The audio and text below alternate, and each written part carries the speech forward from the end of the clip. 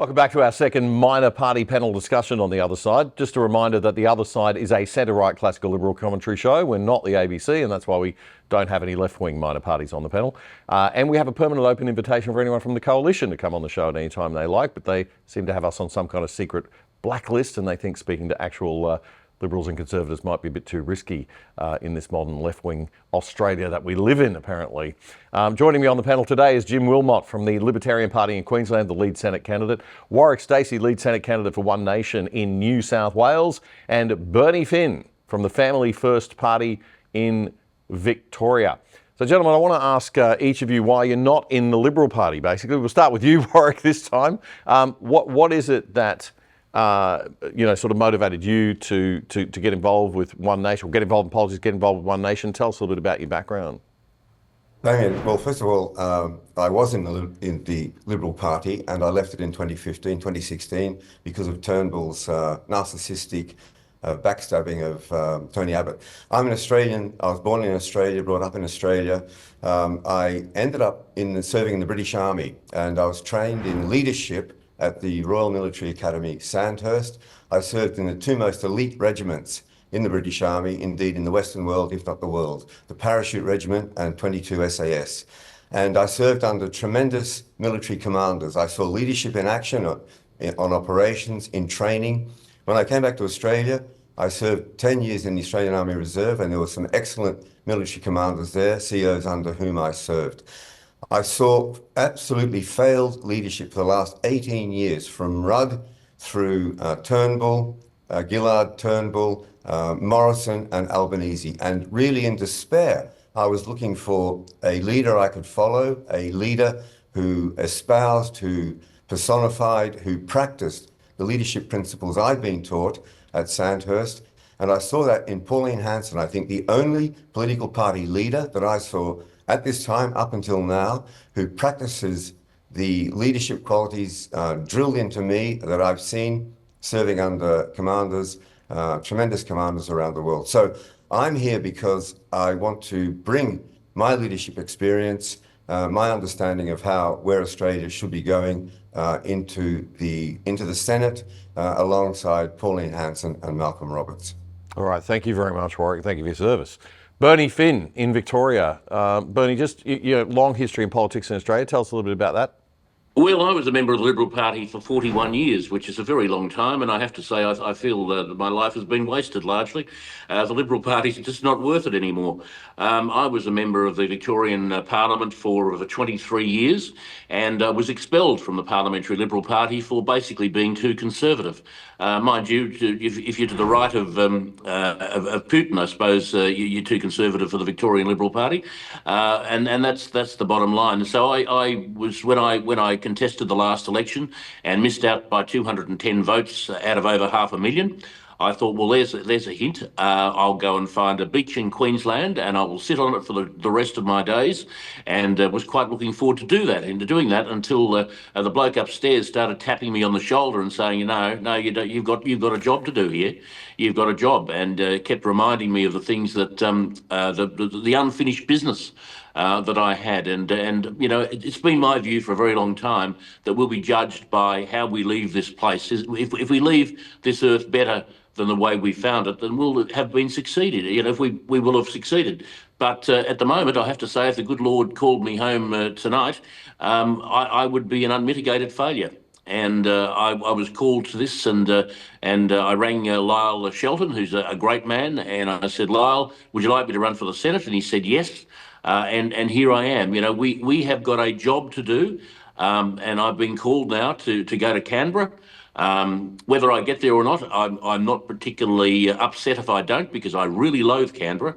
I detest Canberra, and I don't want to go there. But you'll do it if you have to. You've got to do what you've got to do. You're the type of politician we need more of. What politician doesn't want to be a politician? We've got too many little career kids in the politics in this country. Given the choice of Surfers Paradise and Canberra, give me Surfers any day of the week. Let me tell you. But you got to do. But you got to do what you got to do. We have better spots in Queensland than Surfers, mate. But I'm sure there are. Yeah. Jim, what about your story? You've got a really. We've had you on the show before, I know, talking about your work in rural. Yeah, mate. Look, I've grown up in rural and regional Queensland all my life. My dad was a shearer, my mum was a shearer's cook, so I've been around rural and regional Queensland. And look, that's what's really driven me. I actually spent a fair bit of time in the public service out in the outback, in through major provincial cities, ended up in Brisbane. People said, don't go there, Jim, you'll be disappointed. And after a couple of years, mate, I was disappointed because really, you know, as I did a bit of time as a ministerial advisor even, until they found out I was actually a true national from the country under Welford, and so I left that position pretty quickly. But just frustration. Once you get inside the public service in the senior position a couple of decades ago, like they're really so out of touch, mate. The policy development back then cycle was broken, and it continues to be broken, and it's really... People tell me every day, and what I see in rural and regional Queensland is, you know, this the transformation of Australia. Like we've gone from a strong nation to a weak nation. We are going from a rich nation to a poor nation. And when you look for leaders to get us out of this bureaucratic mud that we're in, they're not there. They've got back to the Liberal Party and the National Party. They've got a leg over each side of a barbed wire fence, mate. And they're trying to please everyone, but what they're doing is leaving their base, and that's what people in rural and regional Queensland are sick of. Look at the Nationals; they don't represent rural and regional people anymore. We've signed up this ridiculous, the biggest tariff of Australia, which is the climate change agreement, and that's killing industry, it's killing jobs, it's making us a poor nation. So that's why I joined the Libertarians, mate, because the major parties, when you look at the Liberals and the Nationals, they've forgotten where they've come from. They don't know what they are. And all we see is we're sliding progressively left, and we are just being left in the dust. And rural and regional people have had enough. People in the urban fringe in Queensland have had enough, and that's why I've stepped up because, mate, there's too many career politicians there. It's really just the inner cities that are left wing in Australia, or lean left. But there is a demographic, and it came out in the US election. This massive divide when they looked at the data between university-educated women, and I'm not being sexist here. This is just the way it came out. University-educated women and everybody else. Yep. So it was like university-educated women were just politically one pole, and then the other pole was everybody else. University-educated men, non-university educated women, and non-university educated men. So working class sort of you know people, good working class people. So that's the new divide in politics. It's not left and right so much anymore. It's that divide, and I think Australia really mirrors that. It's quite fascinating. The Liberal Party, of course. The problem is, of course, that university-educated female cohort are now very, very powerful inside our bureaucracy, inside our corporations. They run, if they're not running the show, they're heavily influential. And, good luck to them, I guess. They've got there. But the pushback has to start, doesn't it, a little bit? Just coming back to you, Warwick, for a second, your thoughts on all of that and just where we're at in Australia in terms of the governance of our country and what we need to do? Yes, it's a complete failure of leadership. And Peter Dutton had the chance to show a differentiation between himself and Albanese when he was asked about net zero, coming out of net zero, coming out of the 82% renewables, coming out of Paris, and he said he wouldn't. And he's also said that he wouldn't really touch immigration, if I remember correctly. Now, I heard somebody say that if Dutton fails in this election, he wants him to fail for the right reasons, not for the wrong reasons. The wrong reasons will be that he's tried to match Albanese. He hasn't stood for anything, and if he stood for principles, for strong conservative principles, and failed, then fair enough, he tried. But there is cannot really see any difference between himself and Dutton. David Littleproud, Jacinta Price came out and said, "Make Australia great again," and suddenly all hell breaks loose. David Littleproud clutches his chest, goes to the ground. The defibrillator has to be brought out to bring him around. It's absolutely absurd. Andrew Hastie is attacked for taking a position, for having an opinion about something military, which he had experienced himself. Richard Marles, who's never been in uniform, I don't think has ever been outside Australia, on any kind of operation other than anything funded by the Australian government, and that's to Paris, to Geneva, to New York, to London, never to the hard, ugly places that Andrew Hastie and our servicemen have been to.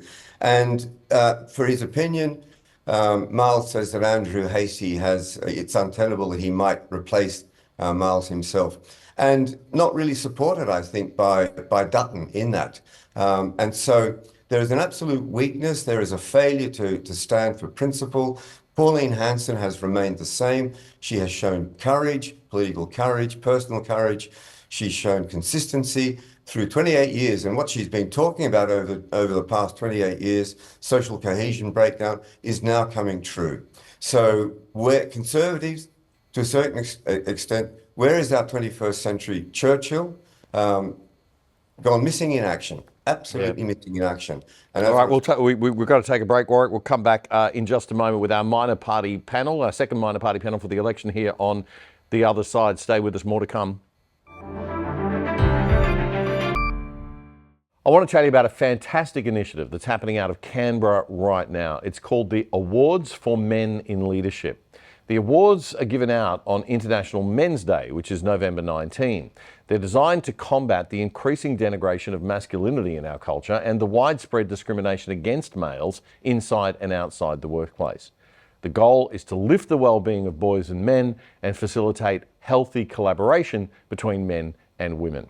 The awards for men in leadership are designed to inspire men to make a bigger contribution to family and community and to elevate positive male role models. There's a $10,000 scholarship for studies and professional development, public recognition for the winners, and a year of mentorship and executive coaching for each recipient. It's targeted at young men and middle-aged guys who fought their way up from some other kind of disadvantage. This is the third year of the awards and it'll be the biggest yet. To find out more, just search up the Awards for Men in Leadership on Facebook. That was a segment from a recent episode of our fortnightly news commentary show, The Other Side, with me, Damian Curry. If you liked it, support us. Subscribe to our channel on YouTube right now so you don't miss a thing. It's totally free. Just click that subscribe button and the little bell. And check out our Other Side Unplugged show too, and join our mission to actually do something and change Aussie media for the better at othersidetv.com.au. That's othersidetv.com.au. Check it out now.